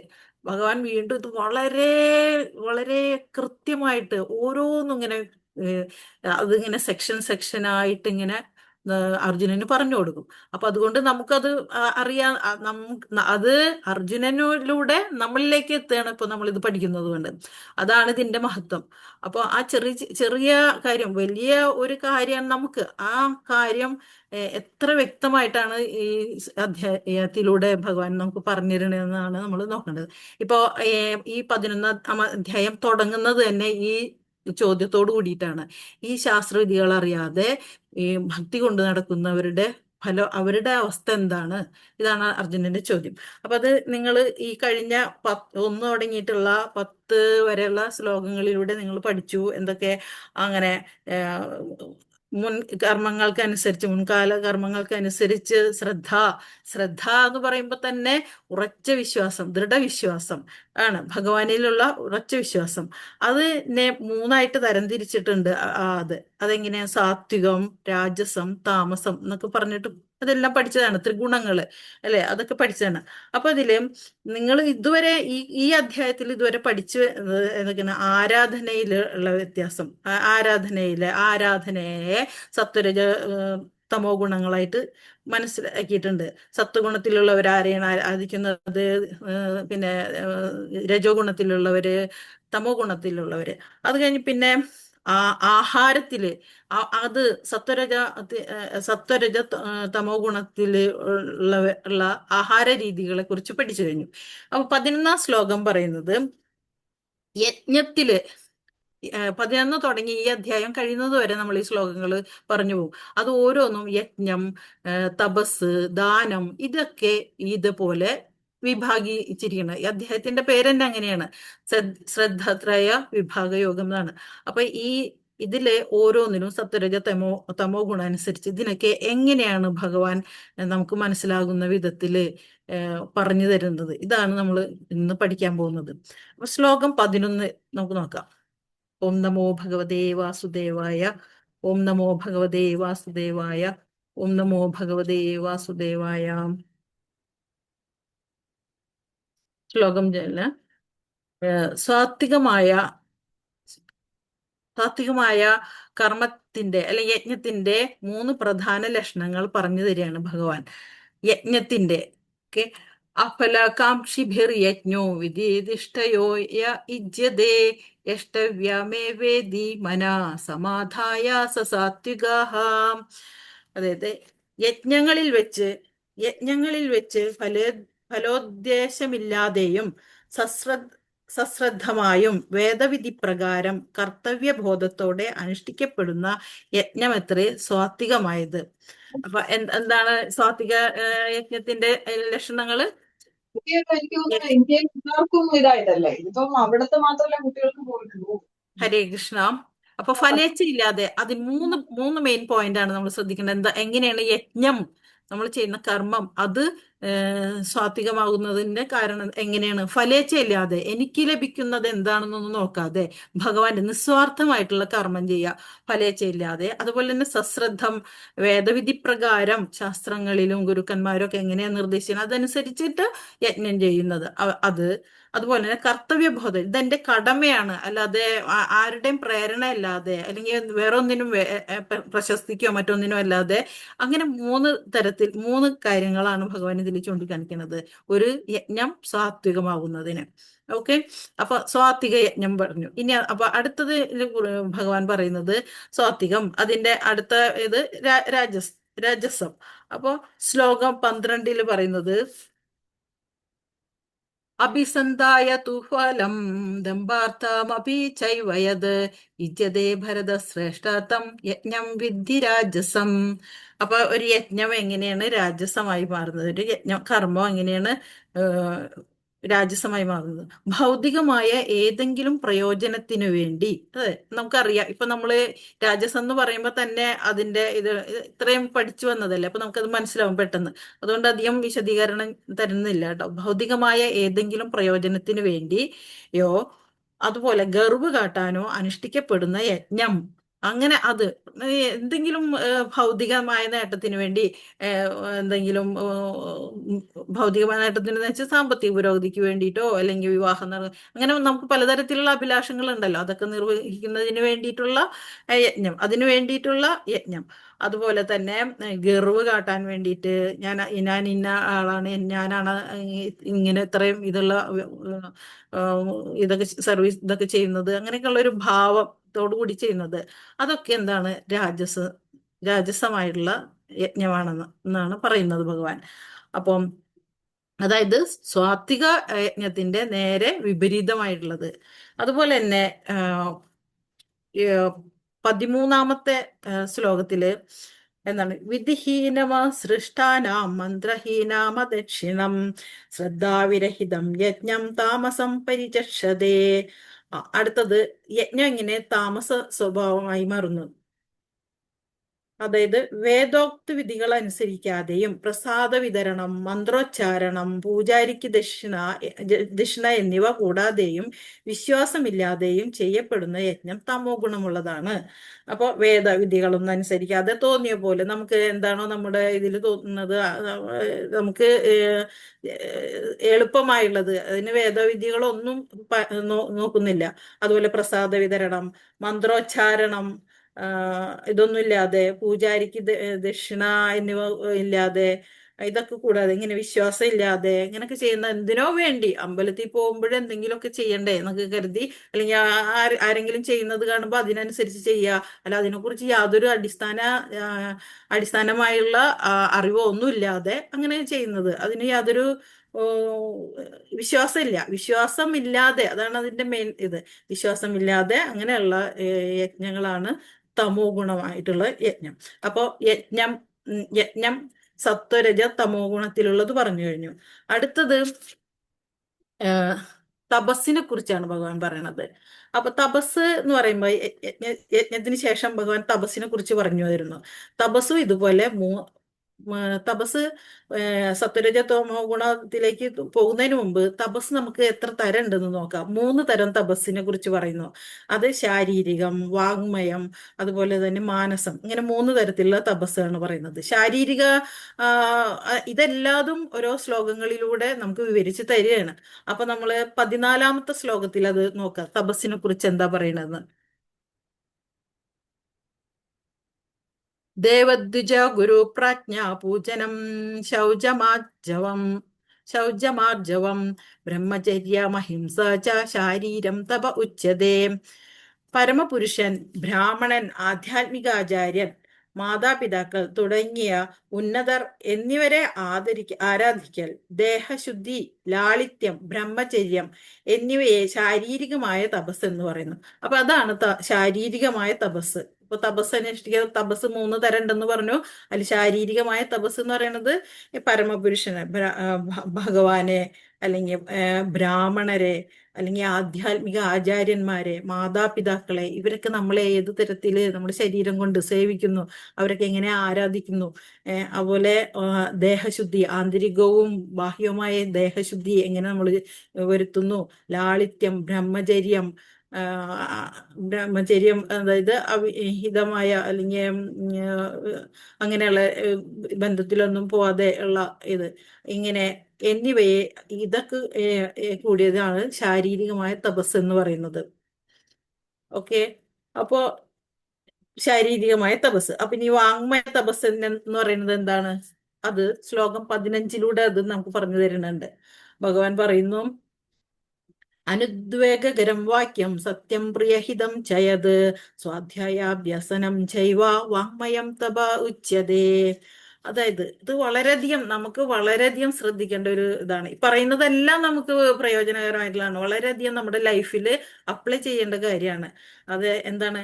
അനുദ്വേഗകരം വാക്യം, അതായത് സത്യവും പ്രയോജനകരവും, കേൾക്കുന്നവർക്ക് ഉദ്വേഗമുണ്ടാക്കാത്തതും ഹിതകരവുമായ സംഭാഷണവും പതിവായുള്ള വേദമന്ത്രോച്ചാരണവുമാണ് വാങ്മയമായ തപസ് എന്ന് പറയുന്നത്. ശ്രീല പ്രഭുപാദ്. അപ്പോ അനുദ്വേഗകരം എന്ന് വെച്ചാല് മറ്റുള്ളവരെ, ഒരാള് സംസാരിക്കുമ്പോൾ മറ്റുള്ളവർ നമുക്ക് സാധാരണ എല്ലാവർക്കും അനുഭവം ഉള്ളതായിരിക്കും. ഒരാളുടെ മനസ്സിനെ വേദനിപ്പിക്കുന്ന തരത്തിൽ, പ്രയാസം ഉണ്ടാക്കുന്ന തരത്തിൽ കുത്തിയുള്ള വർത്താനങ്ങള്, അല്ലെ, അങ്ങനെയൊക്കെ സംഭവം ഉണ്ടാവും. അപ്പൊ എന്ത് സംസാരിക്കുകയാണെങ്കിലും അത് മറ്റുള്ളവർക്ക് ഒരു വിഷമം ഉണ്ടാക്കാത്ത വിധത്തിലുള്ള സംസാരം. അതുപോലെ സത്യം, എപ്പോഴും സത്യം പറയുക, പ്രിയഹിതം, സത്യമാണെങ്കിൽ പോലും അതൊരാളെ വിഷമിപ്പിക്കാത്ത തരത്തിൽ പറയുക. അതൊക്കെ ആ, ആർക്കും ഗുണകരമാകുന്ന തരത്തിൽ അങ്ങനെ സംസാരിക്കുക. അതുപോലെ ഗ്രന്ഥങ്ങൾ വായിക്കുക, ജപിക്കുക, ഇതൊക്കെ വാങ്മയ തപസ്സാണ്. ഇതെല്ലാണ് വാങ്മയ തപസ് എന്ന് പറയുന്നത്. അത് കഴിഞ്ഞ് ശ്ലോകം 16 നമുക്ക് പറഞ്ഞു തരുന്നത് എന്താണ്, മാനസ തപസ് എന്താണെന്നാണ് പറയുന്നത്. മാനസ തപസ് മനസ്സിന്റെ നിയന്ത്രണത്തെക്കുറിച്ച്. മനപ്രസാദ സൗമ്യത്വം, മൗനാത്മവിനിഗ്രഹ, ഭാവസംശുദ്ധിരജ്ഞേതത് തപോ മാനസമുച്യതേ. മാനസ തപസ് എങ്ങനെയാണ്? സംതൃപ്തി, എപ്പോഴും മനസ്സിനെ നമ്മൾ എങ്ങനെ മെയിൻറ്റെയിൻ ചെയ്യണം, എങ്ങനെയാണ് നമ്മൾ ആ ഒരു ഒരു സത്വഗുണത്തില് മനസ്സിനെ എങ്ങനെ കൊണ്ടു നടക്കണം. അതിനെപ്പോഴും നമ്മളെ മനസ്സിന് സംതൃപ്തി ഉണ്ടാവണം, സന്തോഷം ഉണ്ടാവണം, അല്ലെ? എപ്പോഴും പ്രശ്നങ്ങൾ ഉണ്ടാവണം, മനസ്സിൽ നിന്ന് നമുക്ക് നല്ലൊരു ഇതുണ്ടാവില്ല. അപ്പോൾ സംതൃപ്തി, സൗമ്യത, മൗനം, ആത്മസംയമനം, സ്വഭാവശുദ്ധി, ഇതൊക്കെ മെയിൻറ്റെയിൻ ചെയ്യുക. ഇതൊക്കെയാണ് എന്തെന്ന് പറയുന്നത്, മാനസികമായ തപസ് എന്ന് പറയുന്നത്. അപ്പൊ 3 തരത്തിലുള്ള തപസ്സിനെ കുറിച്ചിട്ട് പറഞ്ഞു. ശാരീരികം, വാങ്മയം, മാനസം. ഇത് ഇതിനെ നമ്മൾ ഈ തപസ്സിനെ എങ്ങനെ ഇത് സത്വരജ തമോ ഗുണത്തിലൂടെ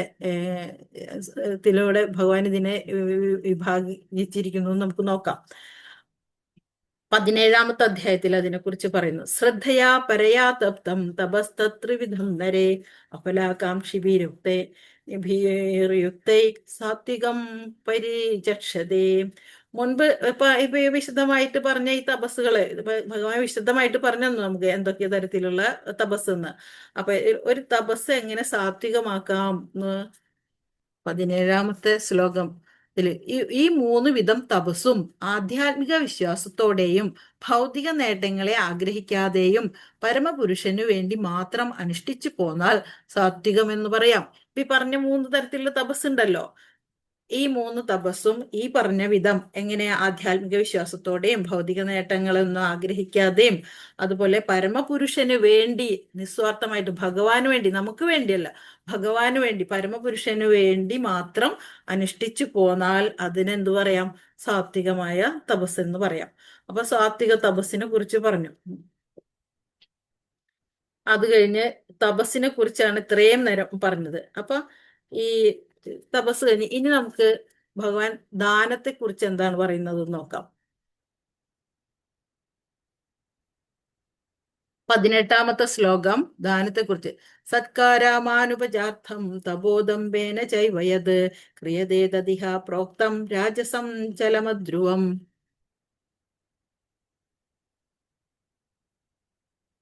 അല്ല, തപസ്സിനെ കുറിച്ചാണ് 18ാമത്തെ അധ്യായത്തിൽ 18ാമത്തെ ശ്ലോകം പറയുന്നത്. ബഹുമതിയും ആരാധനയും നേടാനോ അഹങ്കാരം കൊണ്ടോ ചെയ്യപ്പെടുന്ന തപസ് രാജസമാണ്, ക്ഷണികവും അനിശ്ചിതവുമാണത്. അപ്പൊ തപസ്സിനെ കുറിച്ചാണ് കേട്ടോ പറയുന്നത്. സോറി, ബഹുമതിയും ആരാധനയും നേടാനോ അതുപോലെ അഹങ്കാരം കൊണ്ടോ ചെയ്യപ്പെടുന്ന തപസ് രാജസമാണ്. അപ്പൊ അതെങ്ങനെയാണ് അങ്ങനെ നേടിയെടുക്കുന്ന തപസ് എന്താണ്? അതുകൊണ്ട് യാതൊരു പ്രയോജനം ഉണ്ടാവില്ല. അത് ക്ഷണികവും അനിശ്ചിതത്വവും നിറഞ്ഞതാണ്. അപ്പോ അതുപോലെ 19ാമത്തെ ശ്ലോകത്തില് ഇതിന്റെ തപസ് തമോ ഗുണത്തിലാവുന്നത് എങ്ങനെയാണെന്ന് പറയുന്നു. മൂഢഗ്രാഹേണാത്മാനോ യത്പീഡയോ ക്രിയതേ തപാ പരസ്യോത്സാദനാർത്ഥം വാ തത്താമസമോദാഹൃതം. മൂഢബുദ്ധി മൂലം സ്വയം പീഡനം അനുഭവിച്ചോ അന്യരെ പരിക്കേൽപ്പിക്കാനോ നശിപ്പിക്കാനോ ഉദ്ദേശിച്ചോ ചെയ്യപ്പെടുന്ന തപസ് തമോ ഗുണപ്രധാനമാണ്.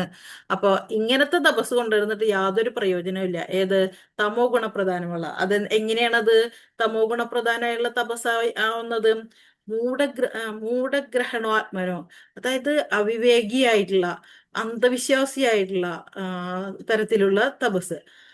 മന്ദബുദ്ധി അല്ല മൂഢബുദ്ധി മൂലം സ്വയം പീഡനം അനുഭവിച്ച് അന്യരെ പരിക്കേൽപ്പിച്ച് നശിപ്പിക്കാനോ ഉദ്ദേശിച്ചൊക്കെ ചെയ്യുന്ന തപസ്.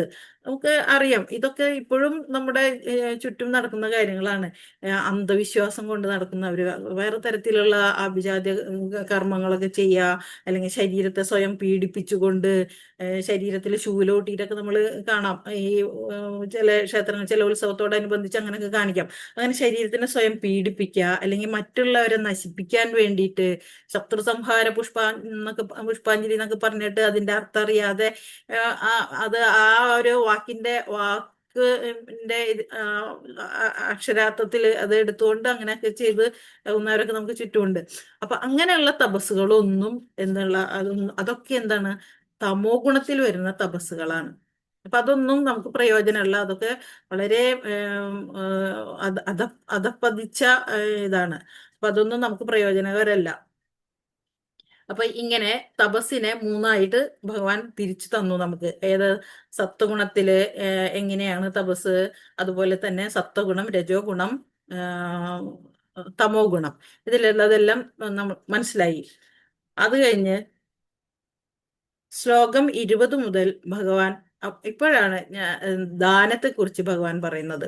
ശ്ലോകം 20 മുതലും പിന്നെ ഭഗവാൻ പറയുന്നത് ദാനം എങ്ങനെയാണ്, സത്വഗുണ, രജോ ഗുണ, തമോ ഗുണം എങ്ങനെയാണ് ഭഗവാൻ വേർതിരിച്ചിരിക്കുന്നത് നോക്കാം. ഏതൊക്കെ തരത്തിലുള്ള ദാനങ്ങളാണ് സത്വഗുണത്തില്, ഏതെല്ലാം വിധത്തിലുള്ളതാണ് രജോ ഗുണം, തമോ ഗുണം എന്നുള്ളത് നമുക്ക് നോക്കാം. അത് ശ്ലോകം 20. ദാതവ്യാമിതി യദ്ധാനം ദീയതേ അനുപകാരിണേ ദേശേ കാലേ ച പാത്രേ ച തദ്ധാനം സാത്വികം സ്മൃതം. ഇപ്പൊ കർത്തവ്യം എന്ന ബോധത്തോടെയും പ്രതിഫലേച്ഛ കൂടാതെയും ഉചിതമായ സ്ഥലത്ത് വെച്ച് വേണ്ടുന്ന കാലത്ത് അർഹിക്കുന്ന വ്യക്തിക്ക് ചെയ്യപ്പെടുന്ന ദാനം സാത്വികമാണ്. ഇത് അറിയാലേ, ഇത് ഇനി കൂടുതൽ വിശദീകരണം വേണ്ട. എന്നാലും ഉചിതമായ സ്ഥലത്ത് ഏറ്റവും പ്രധാനം എന്താണ്, പ്രതിഫലേച്ഛ കൂടാതെ വേണം ദാനം ചെയ്യാൻ. സാത്വിക ദാനത്തിനെ കുറിച്ചാണ് പറയുന്നത്. പ്രതിഫലേച്ഛ കൂടാതെ, അതായത് ഉചിതമായ സ്ഥലത്ത് വെച്ചിട്ട്. ദാനം നൽകുന്നതിനും ചില സ്ഥല കാല ഭേദങ്ങളൊക്കെ ഉണ്ട്. അതൊക്കെ അനുസരിച്ച് വേണം അത് ചെയ്യണത്. പിന്നെ എങ്ങനെയാണ്, വേണ്ടുന്ന കാലത്ത് അർഹിക്കുന്ന വ്യക്തിക്ക് ചെയ്യുന്ന ദാനം. വേണ്ടുന്ന കാലത്ത്, അത് വേണ്ട സമയത്ത്, ഒരാൾക്ക് ആവശ്യമായുള്ള സമയത്ത് ആ കറക്റ്റ് ടൈമിലാണ് നമ്മൾ ചെയ്യേണ്ടത്. അങ്ങനത്തെ ദാനം അയാൾക്ക് അത് വളരെ പ്രയോജനകരമായിരിക്കും. അത്യാപത്ത് സമയത്ത് നമ്മൾ ചെയ്യുന്ന ദാനം, അറിഞ്ഞു ചെയ്യുന്നത്. അതുപോലെ തന്നെ പിന്നെന്താ, വേണ്ടുന്ന കാലം അർഹിക്കുന്ന വ്യക്തിക്ക്, അത് ആദ്യം ഡിസർവ് ചെയ്യുന്ന ആളായിരിക്കണം. അല്ലെങ്കിൽ നമ്മളിപ്പോ ദാനം കൊടുക്കുന്നത് നമ്മൾ അർഹിക്കാത്ത വ്യക്തി കൊടുത്താൽ ആ പൈസ അവര് ദുരുപയോഗം ചെയ്യപ്പെടും. അങ്ങനെ അത് ആ വ്യക്തി അതിന് അർഹനല്ലെങ്കിൽ അങ്ങനെയുള്ള ദാനങ്ങൾ സത്വഗുണത്തിൽ വരില്ല. അപ്പോൾ സത്വഗുണം എന്ന് പറയുന്നത് ഇങ്ങനെ അർഹിക്കുന്ന വ്യക്തിക്ക് റൈറ്റ് പ്ലേസിൽ റൈറ്റ് ഏറ്റവും പുണ്യ സ്ഥലത്ത് വെച്ചിട്ട്, സൂര്യചന്ദ്രഗ്രഹണ മുഹൂർത്തം അങ്ങനെയൊക്കെയുള്ള ചില മുഹൂർത്തങ്ങളുണ്ട്. അങ്ങനെയുള്ള സമയം അതൊക്കെ മനസ്സിലാക്കി അവരുടെ ആവശ്യം മനസ്സിലാക്കിയിട്ട് അറിഞ്ഞു ചെയ്യുന്നത്, ഇതൊക്കെ അതുപോലെ ശരിയായ വ്യക്തിക്ക് പ്രത്യുപകാരോ പ്രതിഫലോ ഒന്നുമില്ലാതെ ഇങ്ങനെയുള്ള എൻ്റെ കർത്തവ്യമായിട്ട് ധർമ്മമായിട്ട് ഇങ്ങനെയൊക്കെ ചെയ്യുന്ന ദാനങ്ങള് സത്വഗുണത്തിലുള്ള ദാനങ്ങളാണ്. അപ്പൊ അടുത്തത് നേരെ ഓപ്പോസിറ്റ് ആയിട്ടുള്ളതാണ് ഇനി പറയാൻ പോകുന്നത്. യത്തു പ്രത്യുപകാരാർത്ഥം ഫലമുദ്ദിശ്യ വാ പുനഃ ദീയതേ ച പരിക്ലിഷ്ടം തദ്ധാനം രാജസംസ്മൃതം. അപ്പൊ എങ്ങനെയുള്ള അതാണ് രാജസായിട്ട് മാറുന്നത്. പ്രത്യുപകാരം പ്രതീക്ഷിച്ച് നൽകുന്ന ദാനം എങ്ങനെയാണ് എന്നാണ് ഭഗവാൻ ഇവിടെ വിശദീകരിച്ചിരിക്കുന്നത്.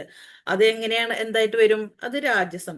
ഏതെങ്കിലും ഫലം ഉദ്ദേശിച്ചുകൊണ്ടോ പ്രത്യുപകാരം പ്രതീക്ഷിച്ചുകൊണ്ടോ പൂർണ്ണ സമ്മതമില്ലാതെ, എത്ര താല്പര്യമില്ലാതെ, വേണോ എന്നൊക്കെ വിചാരിച്ചിട്ട് ഇത് കൂടിപ്പോയോ, അല്ലെങ്കിൽ കൊടുത്തു കഴിഞ്ഞാൽ കൂടിപ്പോയോ, അത്ര വേണ്ടായിരുന്നു അങ്ങനെയൊക്കെ വിചാരിച്ചിട്ട് നമ്മൾ ദാനം ചെയ്യുമല്ലോ ചിലവര്.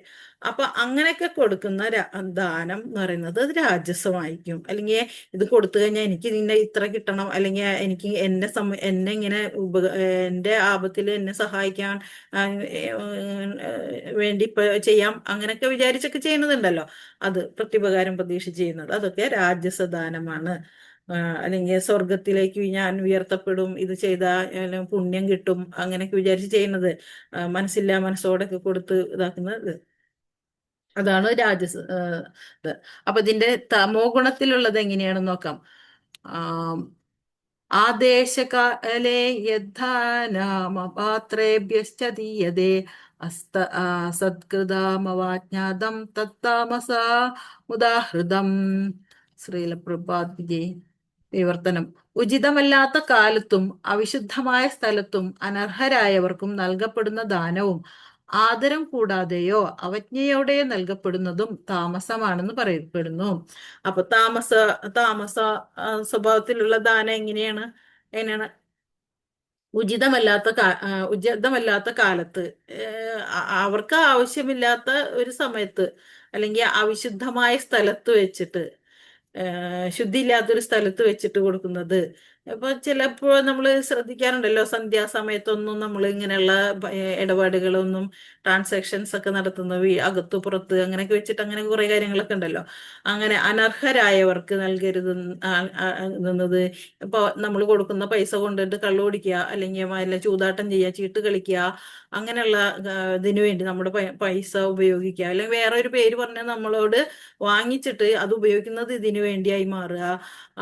അങ്ങനെ പിന്നെ പിന്നെ കൊടുക്കുന്നവരെ നമ്മൾ ആദരിക്കാതെ, അത് പൈസ കൊടുക്കുകയും ചെയ്യും, പക്ഷെ അവരെ എന്തെങ്കിലുമൊക്കെ പറഞ്ഞ് നമ്മൾ അനാദരവ് കാണിക്കുക, അത് അവജ്ഞയോടെ ഒക്കെ ചില കൊണ്ട് എന്താ ചെയ്യുന്നൊക്കെ പറഞ്ഞിട്ടൊക്കെ നമ്മൾ ഇത് ചെയ്യും, അങ്ങനെയൊക്കെ കൊടുക്കുക, താല്പര്യം ഇല്ലാതെ ഇങ്ങനെയൊക്കെ കൊടുക്കുന്നത് താമസമാണെന്ന് പറയുന്നു.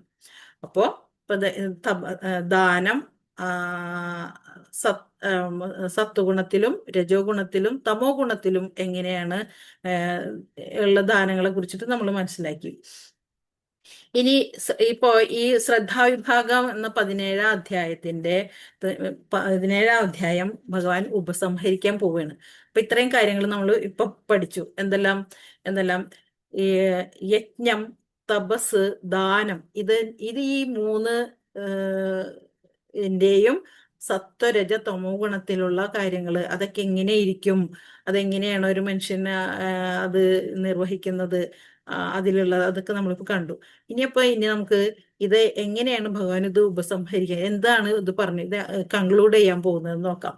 അത് ശ്ലോകം 23 തുടങ്ങി നമുക്ക് ഇതിന്റെ വേറൊരു ഭാഗമാണ് അത്. ഓം തത്സദിതി തദ്ദേശ സ്ത്രീവിധ സ്മൃതാഃ ബ്രഹ്മണാസ്തേന വേദാശ്ച യജ്ഞാശ്ച വിഹിതാ പുരാ. വിവർത്തനം: ശ്രീല പ്രഭുപാദ് വിജയ്. സൃഷ്ടിയുടെ ആരംഭം മുതൽക്കേ പരമമായ നിരപേക്ഷ തത്വത്തെ സൂചിപ്പിക്കാൻ വേണ്ടി ഉപയോഗിച്ചിരുന്ന 3 വാക്കുകളാണ് ഓം തത്സത് എന്നിവ. പ്രതീകാത്മകങ്ങളായ ഈ വാക്കുകൾ വേദോച്ചാരണത്തിലും യജ്ഞാനുഷ്ഠാനങ്ങളിലും ബ്രാഹ്മണൻ പരമപുരുഷന്റെ തൃപ്തിക്ക് വേണ്ടി ഉരുവിട്ടു പോന്നു. അപ്പോ വേദസൂക്തങ്ങളിൽ നിന്നെടുത്ത 3 വാക്യങ്ങളെ കുറിച്ചാണ് ഇവിടെ പറയുന്നത്. അതായത് ഓം തത് സത്, ഇത് നിങ്ങൾ കേട്ടിട്ടുണ്ടാവും അല്ലെ? ആ ഒരു മഹാമന്ത്രത്തിന്റെ അർത്ഥവും അത് കർമ്മങ്ങളിൽ എങ്ങനെ പ്രയോഗിക്കണം എന്നാണ് ഭഗവാൻ ഇവിടെ അർജുനന് വിശദമായിട്ട് പറഞ്ഞു കൊടുക്കുന്നത്. ഓരോ വാക്യങ്ങളും പറഞ്ഞു. ഇപ്പൊ നേരത്തെ ഞാൻ പറഞ്ഞല്ലോ, വേദസൂക്തങ്ങളിൽ നിന്ന് എടുത്ത വാക്കുകളാണ് ഇതൊക്കെ. അപ്പൊ ഓം നമ്മുടെ കർമ്മങ്ങള്, യജ്ഞം, തപസ്, ദാനം, ഈ 3 കാര്യങ്ങളും ഇതൊക്കെ ചെയ്യുമ്പോൾ അവയില് ഇപ്പൊ പറഞ്ഞു സത്വരജ തമോ ഗുണത്തിലാണെങ്കിലും സത്വത്തിലാണെങ്കിലും പലതരത്തിലുള്ള പിഴവുകളും ഇതൊക്കെ ഉണ്ട്. അപ്പൊ അതിലുണ്ടാകുന്ന പിഴവുകള്, അതൊക്കെ ആ അനർത്ഥങ്ങള് ഇതൊക്കെ മാറിക്കിട്ടാൻ വേണ്ടി, അവയെ പൂർണ്ണമാക്കാൻ വേണ്ടിയിട്ട്, ആ വരുന്ന കർമ്മങ്ങളെയൊക്കെ പൂർണ്ണമാക്കുന്നതിന് വേണ്ടി, ആ കർമ്മങ്ങൾ അനുഷ്ഠിക്കുന്നതിന് മുന്നേ അതിനെ ശുദ്ധീകരിക്കുന്നതിന് വേണ്ടി ഈ വേദസൂക്ത മന്ത്രം, അതിൽ നിന്ന് കിട്ടിയിട്ടുള്ള ഈ മന്ത്രം, ഓം തത് സത് എന്നുള്ള ഈ മന്ത്രം ഉച്ചരിക്കണം. ഇതിനെ കുറിച്ചാണ് ഭഗവാൻ പറയാൻ പോകുന്നത്. അപ്പൊ മനസ്സിലായല്ലോ. ഇപ്പൊ ഈ പറഞ്ഞ യജ്ഞം, തപസ്, ദാനം, ഇതിൽ നിന്നൊക്കെ വരുന്ന ഈ കാര്യങ്ങൾ, ഈ കർമ്മങ്ങളൊക്കെ അതിനൊക്കെ പവിത്രമാക്കാൻ വേണ്ടി, ശുദ്ധീകരിക്കുന്നതിന് വേണ്ടിയിട്ടാണ് ആ കർമ്മം തുടങ്ങുന്നതിന് മുന്നേ ഈ മന്ത്രം ഉച്ചരിക്കണം. അപ്പോൾ ഓരോന്നും എന്താണെന്ന് അടുത്തടുത്ത ശ്ലോകങ്ങളിൽ വ്യക്തമായിട്ട് പറഞ്ഞിട്ടുണ്ട്. അപ്പൊ അത് ശ്രദ്ധിക്കാം. അപ്പോ ഇതിനെക്കുറിച്ച് പറയുമ്പോൾ ഇതിന്റെ ഭാവാർത്ഥത്തില് ശ്രീല പ്രഭുപാദര് പറഞ്ഞിട്ടുണ്ട്, യജ്ഞം, തപസ്, ദാനം, അന്നം എന്നിവ ഓരോന്നും സത്വരജസ് തമോ ഗുണങ്ങളെ മുൻനിർത്തി 3ആയി വിഭജിച്ചിട്ടുണ്ട്.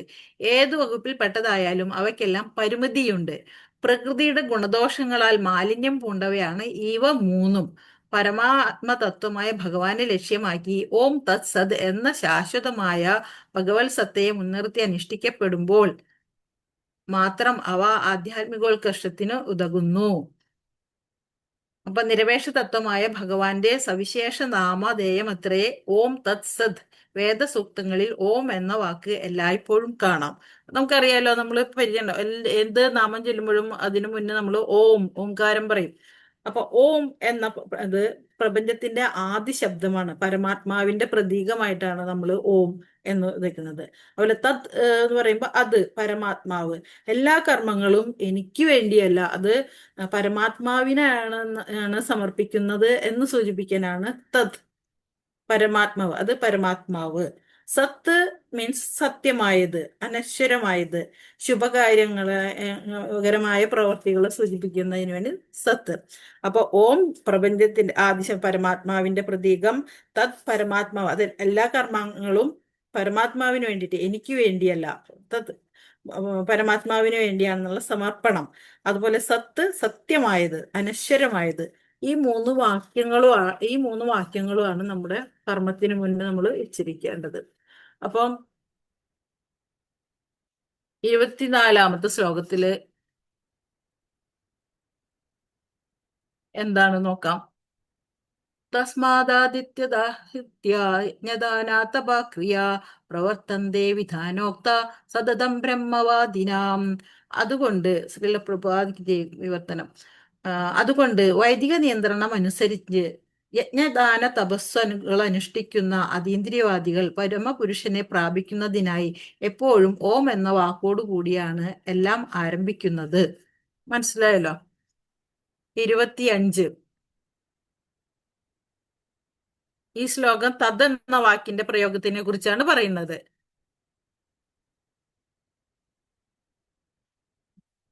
തദിത്യനഭിസന്ധായ ഫലം യജ്ഞാതപക്രിയാഃ ദാനക്രിയാശ്ച വിവിധ ക്രിയാന്തേ മോക്ഷകാംക്ഷിഭീം.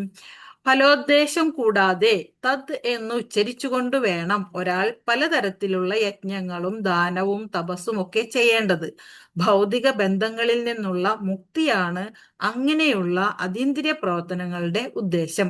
അപ്പൊ ഭൗതിക പ്രവർത്തനങ്ങളിൽ നിന്നുള്ള മുക്തിക്ക് വേണ്ടി, അതിൽ നിന്നൊക്കെ വിട്ട് എല്ലാം പൂർണ്ണമായിട്ടും ഭഗവാനിൽ അതിനുവേണ്ടിയാണ് തത് എന്ന പദം ഉച്ചരിക്കുന്നത്. നമ്മുടെ കർമ്മം പൂർണ്ണമായിട്ടും ഭഗവാനിലേക്ക് എത്തുന്നതിന് വേണ്ടിയുള്ള അതാണ് തത് എന്ന വാക്യം.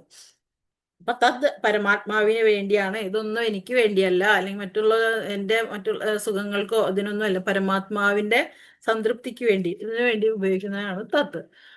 അത് ഫലേച്ഛയില്ലാതെ പുണ്യ സ്വർഗം ഇതൊന്നും കാക്ഷിക്കാതെ പൂർണ്ണമായിട്ടും ഭഗവാന് സമർപ്പിക്കുക.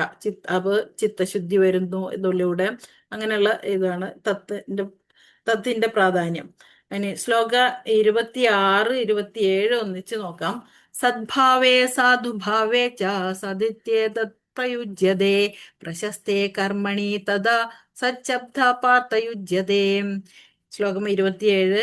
യജ്ഞേ തപസി ദാനേ ച സ്ഥിതി സദിതി ചോച്യതേ കർമ്മ ചൈവ തർത്തീയം സദിത്യേവാഭിധീയതേ. അതിന്റെ വിവർത്തനം ഒന്നിച്ച് തന്നെയാണ്. ശ്രീല പ്രഭുപാദിക്ക് വിവർത്തനം. നിരപേക്ഷ തത്വമാണ് ഭക്തിപൂർവം ചെയ്യപ്പെടുന്ന യജ്ഞത്തിന്റെ ലക്ഷ്യം.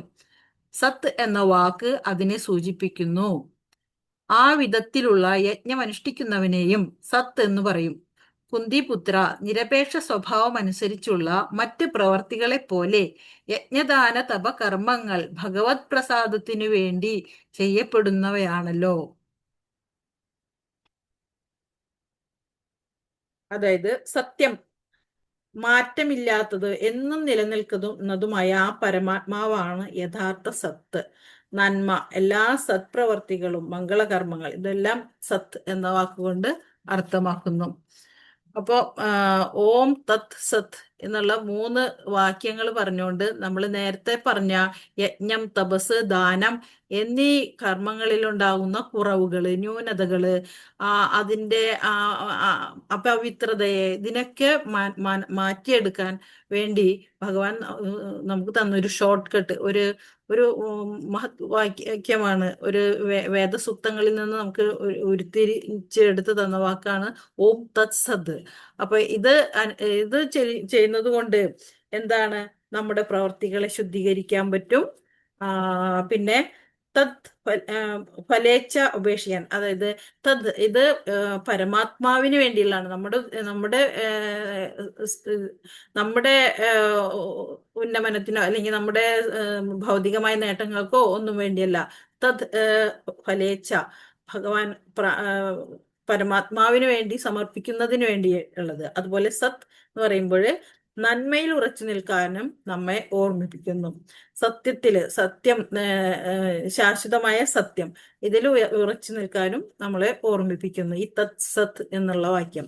അപ്പൊ അതൊരു കർമ്മം തുടങ്ങുന്നതിന് മുന്നും അല്ലെങ്കിൽ അവസാനിക്കുന്നതിന് മുന്നോ നമ്മൾ ഈ വാക്ക് പറഞ്ഞ് നമ്മൾ ആ കർമ്മത്തെ ശുദ്ധീകരിക്കും. അപ്പൊ അതാണ് അതിന്റെ പ്രാധാന്യം. അങ്ങനെ ഈ അധ്യായത്തിലെ അവസാന ശ്ലോകത്തിലേക്ക് കടക്കാൻ പോവാണ്. 28 ശ്ലോകം 28. അശ്രദ്ധയാ ഹുതം ദത്തം തപസ്തപ്തം കൃതം ചയത് അസദീത്യുച്യതേ പാർത്ഥ ന ച തത്പ്രേത്യാനോ ഇഹ.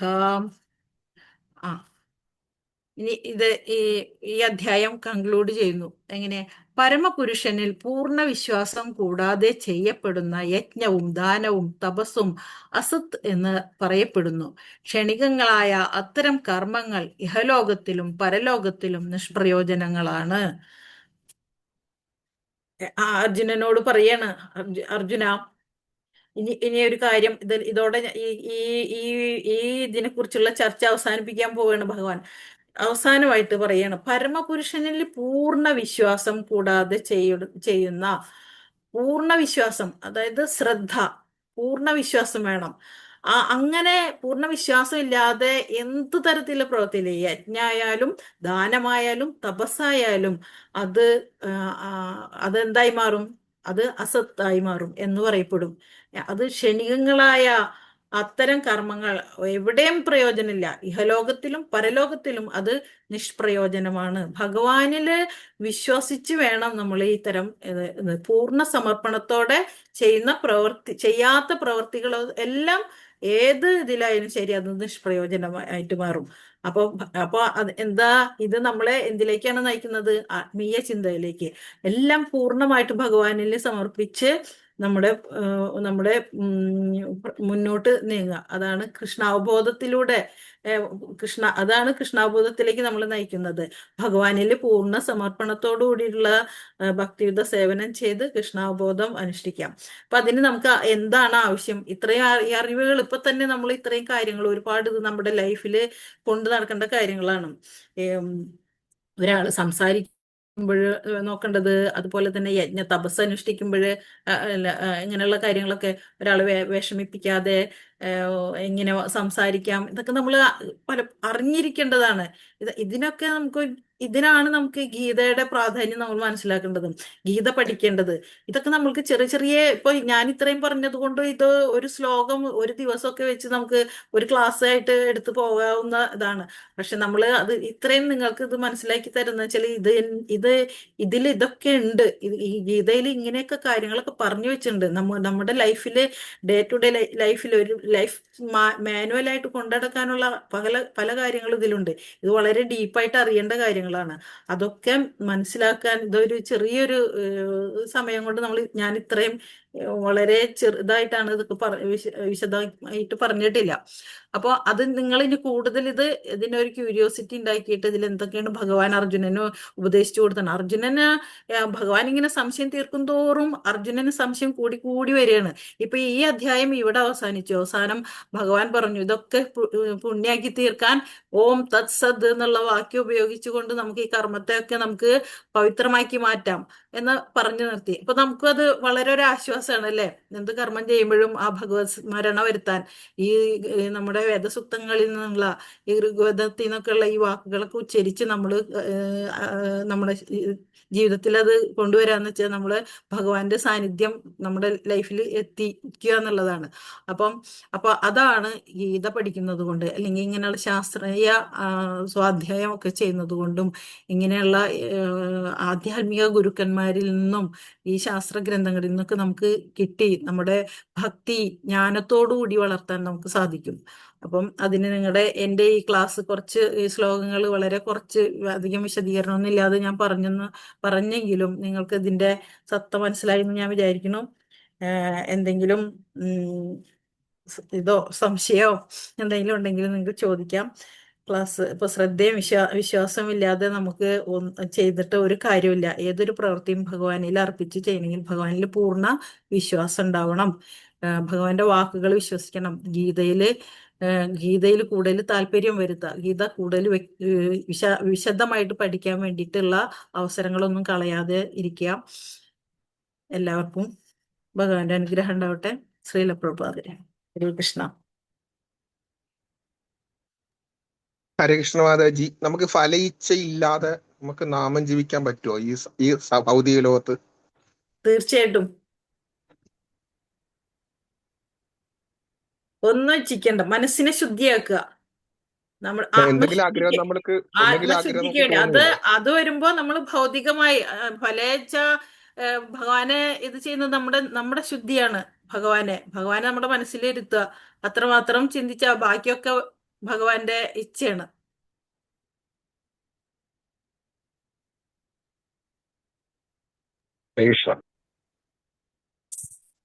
ഹരേ കൃഷ്ണ മാതാജി, പ്രണാം. പ്രണാം. ഇപ്പൊ തപസ് എന്ന് പറഞ്ഞത് എല്ലാം തപസ്, ദാനം, അതെല്ലാം 3 ഉണ്ടെന്ന് പറഞ്ഞില്ലേ? 3 തരത്തില് തപസ്, യജ്ഞം, പിന്നെ ദാനം എല്ലാം 3 ഗുണങ്ങളാൽ നിർമ്മിക്കപ്പെട്ടതാണെന്ന് പറഞ്ഞല്ലോ. അതിൽ ഗുണങ്ങളിൽ തരംതിരിച്ചിരിക്കുകയാണ് ഭഗവാൻ ഇരിക്കുന്നതാണ്. ഓക്കെ, അത് തപസ് ഉദ്ദേശിച്ചത് നമ്മള് പണ്ട് രാവണൻ മറ്റ് ആൾക്കാരൊക്കെ തപസ് ചെയ്തിരുന്നുവല്ലോ. ആ തപസ്സുമാൽ അത് വേറെ തപസ്, പിന്നെ നമ്മൾ മനുഷ്യന്മാരുടെ സാധാരണയായുള്ളവരുടെ തപസ് എന്ന് എന്താണ് ഉദ്ദേശിച്ചത്? അതായത് രാവണൻ ഭൗതിക നേട്ടത്തിന് വേണ്ടിയിട്ടാണ് തപസ് ചെയ്തത് അല്ലെ? തപസ്സും തമ്മിൽ എന്താ ഡിഫറൻസ്? നമ്മൾ എന്ത് കർമ്മമാണ് നമ്മുടെ തപസ് എന്ന് പറയുന്നത് എന്നാണ്? നമ്മുടെ തപസ് ഭഗവാന്റെ ഭഗവാനെ നേടുക, ഭഗവാന്റെ മനസ്സില് കിട്ടുക. അതായത് ആത്മീയ ചിന്ത വളർത്തുന്നതിന് വേണ്ടിയിട്ടുള്ളത്. അല്ല, ഭൗതിക നേട്ടങ്ങളിൽ നിന്നൊക്കെ ഒരു മുക്തി കിട്ടണം. അതാണ് നമ്മുടെ ഉദ്ദേശം. ഇത് ആത്മീയത മനസ്സിലാക്കിയുള്ളവര് അങ്ങനെയാണ് ഇത് ചെയ്യാം. അതാണ് നമ്മുടെ തപസ് എന്ന് ഉദ്ദേശിച്ചത് അല്ലേ? അതെ. ആ തപസ്സിനെയാണ് 3 ഗുണങ്ങൾ 3 തരം തിരിച്ചിരിക്കുന്നത്. 3 തരത്തിൽ അത് ചിന്തിക്കും. തപസ് ചെയ്യുന്ന വെച്ചാല് ഇതുപോലെ ഒരു പ്രാർത്ഥന, ഇത് ധ്യാനിക്കുന്ന ചിലപ്പോൾ നമുക്ക് ചിലര് ഭൗതിക നേട്ടങ്ങൾക്ക് വേണ്ടിയിട്ട് ഭഗവാനെ തപസ് ചെയ്യും, അല്ലെങ്കിൽ ചിലര് ആത്മീയ പുരോഗതിക്ക് വേണ്ടി മാത്രം ചെയ്യും, അല്ലെങ്കിൽ മറ്റുള്ളവര് ഇതുപോലെ തന്നെ വേറൊരാളെ ഉപദ്രവിക്കണ കാര്യങ്ങളിലായിരിക്കും അവരുടെ ചിന്ത. അപ്പൊ ആ തപസ് അങ്ങനെ കാറ്റഗറൈസ് ചെയ്തു പോകും. നമ്മളൊരു ആത്മീയ പുരോഗതിക്ക് വേണ്ടിയിട്ട് പൂർണ്ണമായിട്ട് ഭഗവാനിൽ അർപ്പിച്ചാണ് ആ തപസ് അനുഷ്ഠിക്കുന്നുണ്ടെങ്കിൽ അത് സത്വഗുണത്തിൽ വരും.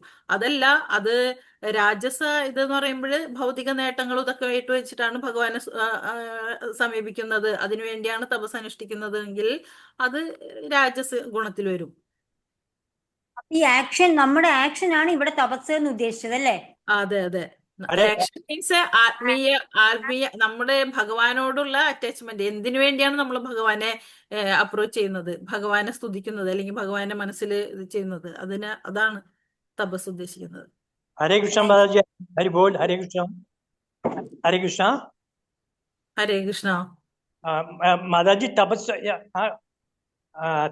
എന്ന് പറഞ്ഞു കഴിഞ്ഞാൽ നമ്മളിപ്പോ സിമ്പിൾ ആയിട്ട് പറയുകയാണെങ്കിൽ ഇപ്പൊ ഏകാദശി നോക്കുക, ഏകാദശി വ്രതം എടുക്കുന്ന തപസ്സാണ്. അതെ അതെ. പിന്നെ വ്രതങ്ങള് അതൊരു തപസ്സാണ്. അത് നമ്മള് ചിലര് ഏകാദശി നോക്കുന്നത് ഭൗതികമായ നേട്ടത്തിനായിരിക്കാം. ചിലര് അത് മനസ്സിലായി. അതാണ് എനിക്ക് ഡൗട്ട് ഉണ്ടായിരുന്നത്. Now I am clear. അതെ അതെ അതെ. ഭഗവാനെ നമ്മളെ ഏതൊക്കെ രീതിയിലാണോ നമ്മൾ അപ്രോച്ച് ചെയ്യാൻ വേണ്ടി ശ്രമിക്കുക, അത് ധ്യാനിച്ചിട്ടായിരിക്കാം, കൂടുതൽ ജപിച്ചിട്ടായിരിക്കാം, അല്ലെങ്കിൽ ഇതുപോലെ വ്രതങ്ങൾ അനുഷ്ഠിച്ചിട്ടായിരിക്കാം, അങ്ങനെ പല രീതിയിലൊക്കെ അങ്ങനെ നമ്മൾ ഭഗവാനെ അപ്രോച്ച് ചെയ്യുന്നത് ഈ പറഞ്ഞ രീതിയിലൊക്കെ ആയിരിക്കാം. ചിലപ്പോ ഇതുപോലുള്ള ഭൗതിക ഗുണത്തിന് വേണ്ടി ചെയ്യാം, അല്ലെങ്കിൽ വെറും ആത്മീയ പുരോഗതിക്ക് വേണ്ടി ചെയ്യാം, നമ്മുടെ ശുദ്ധീകരണത്തിന്, പ്യൂരിറ്റിക്ക് വേണ്ടിയിട്ട് ചെയ്യാം, അല്ലെങ്കിൽ ഇതുപോലെ വേറെ എന്തെങ്കിലും മറ്റുള്ളവർക്ക് ദോഷം വരുന്ന കാര്യങ്ങൾ ഉദ്ദേശിച്ചിട്ട് ചെയ്യാം. അതാണ് നമ്മൾ ഇങ്ങനെ ഇപ്പം സത്വരജ തമോ ഗുണത്തിലേക്കൂടെ നമുക്ക് തപസ് അനുഷ്ഠിക്കപ്പെടുന്നുണ്ട് എന്ന്. അപ്പൊ അത് ക്ലിയർ ആക്കുക, ഏതാണ് സത്വഗുണത്തിലേക്ക് അത് മാറ്റിയെടുക്കുക. അതാണ് ഏറ്റവും നമുക്ക് ആവശ്യമായുള്ളത്. നമസ്കാരം. ഹരേ താങ്ക് യു. ഹരേ കൃഷ്ണ. മാതാജി, കലിയുഗത്തില് നമുക്ക് ഹരേ കൃഷ്ണ.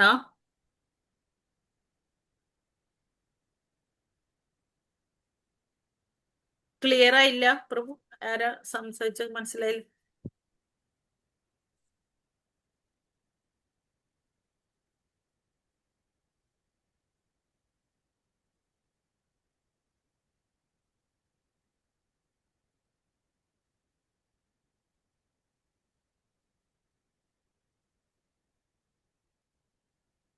ഹരേ കൃഷ്ണ. ഹരേ Krishna Mataji. Hare Krishna. I think Prabhuna internet connection problems and down.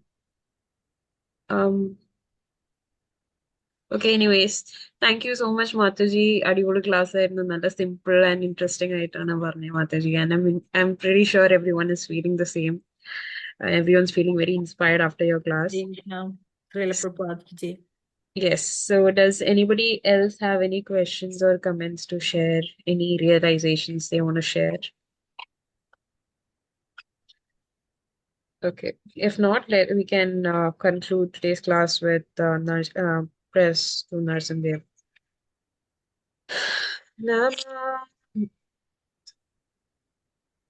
Namaste Narasimhaya Pradadadadadadhaye Hiranyakashi Purvakshaha Shrilatam Kalapadaye Sito Narsimha Parato Narsimha Yato yato yami tato Narsimha Bare Narsimha Hridaye Narsimha Narasimha Madim Sharanam Sapade Tavatar Kamalavare Naka Adhuta Singha Gavita Hiranyakashipu Tanabhingva Keshavadridhara Hari Rupa Jagadish Hare Jaya Jagadish Hare Jaya Jagadish Hare Jaya Narasimhadev Jaya Narasimhadev Narasimhadev Jaya Narasimhadev Jaya Prahlad Narad Jaya Prahlad Narad Prahlad Narad Jaya Prahlad Narad Gaur Hari Bol Hari Bol Hari Bol Gaur Hari Bol. Okay, if anybody has a question, I think groups choikam, or you can message Mataji personally. So we'll all connect again